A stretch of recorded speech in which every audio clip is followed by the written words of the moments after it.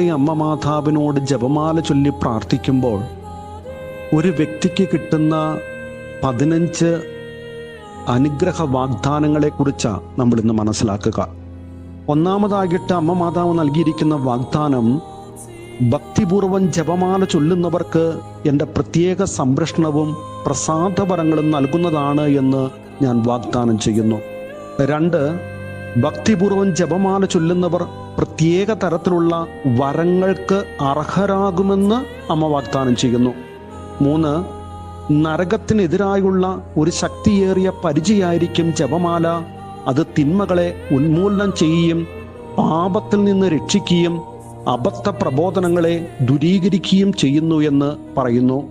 4, സുകൃതങ്ങളും സൽപ്രവർത്തികളും തഴച്ചു വളരുവാൻ അത് നമ്മെ സഹായിക്കുന്നു.